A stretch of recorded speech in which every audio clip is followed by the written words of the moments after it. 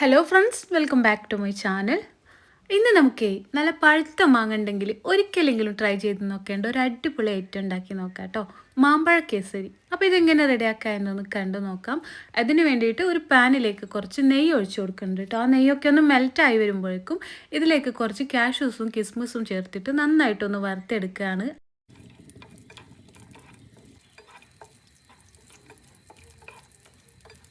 ആ കാഷ്യൂസും കിസ്മിസും നന്നായിട്ടൊന്ന് വറുത്തെടുത്തിട്ട് ആ നെയ്യിൽ നിന്ന് അതൊന്ന് കോരി മാറ്റുകയാണ് കേട്ടോ.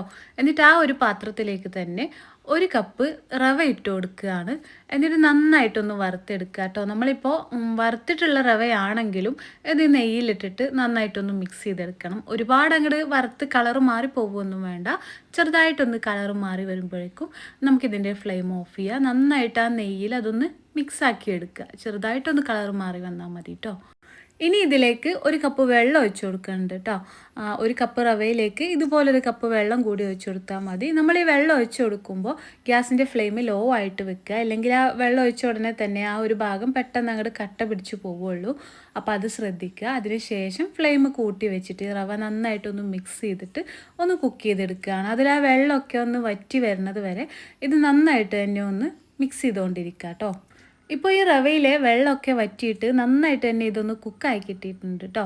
ഇനി ഇതിലേക്ക് കുറച്ച് മാങ്ങ ചേർത്ത് കൊടുക്കുകയാണ്. ഞാനിവിടെ നല്ല പഴുത്ത മധുരമുള്ള മാങ്ങയാണ് എടുത്തിട്ടുള്ളത്. അതൊന്ന് മിക്സിയിൽ അടിച്ചെടുത്തിട്ട് ഒരു കപ്പോളം മാങ്ങയുടെ പൾപ്പ് കൂടി ഇതിലേക്കൊന്ന് ചേർത്ത് കൊടുക്കുകയാണ്.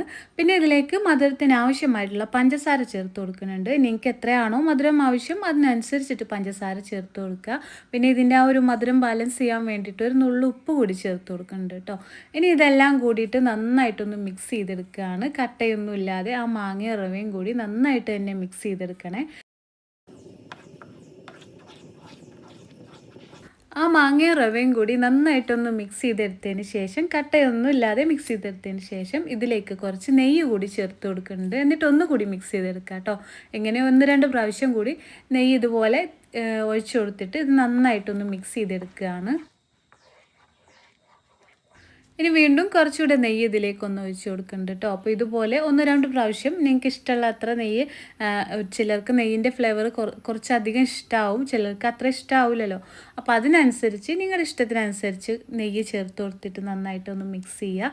പിന്നെ നമ്മൾ നേരത്തെ റെഡിയാക്കി വെച്ചിട്ടുള്ള ആ ഒരു കാഷ്യൂസും കിസ്മിസും ഇല്ലേ, അതുകൂടി ഇതിലേക്കൊന്ന് ഇട്ട് കൊടുക്കുക. എന്നിട്ട് എല്ലാം കൂടി നന്നായിട്ടൊന്ന് മിക്സ് ചെയ്തിട്ട് ഫ്ലെയിം ഓഫ് ചെയ്യുക. അപ്പോൾ ഇത്രയേ ഉള്ളൂ. നല്ല ടേസ്റ്റി ആയിട്ടുള്ളൊരു റെസിപ്പിയാണ്. പഴുത്ത മാങ്ങ നിങ്ങളുടെ കയ്യിലുണ്ടെങ്കിൽ ഒരിക്കലെങ്കിലും ട്രൈ ചെയ്ത് നോക്കേണ്ട ഒരു അടിപൊളി ഐറ്റമാണ് കേട്ടോ. ഈ നെയ്യിൻ്റെ ഫ്ലേവറൊക്കെ നന്നായിട്ട് ഇഷ്ടമുള്ള ആൾക്കാർക്കൊക്കെ ഇത് ഒരുപാട് ഇഷ്ടമാവും. അപ്പോൾ എല്ലാവരും ഇതൊന്ന് ട്രൈ ചെയ്ത് നോക്കുക. നിങ്ങൾക്ക് ഇഷ്ടമായിട്ടുണ്ടെങ്കിൽ അതിൻ്റെ ഫീഡ്ബാക്ക് അറിയിക്കാനും മറക്കരുത്. അതുപോലെ നിങ്ങൾ ആദ്യമായിട്ടാണ് എൻ്റെ ചാനൽ കാണുന്നതെങ്കിൽ നിങ്ങൾക്ക് എൻ്റെ വീഡിയോസൊക്കെ ഇഷ്ടമാവുന്നുണ്ടെങ്കിൽ ഒന്ന് സബ്സ്ക്രൈബ് ചെയ്ത് സപ്പോർട്ട് ചെയ്യണേ.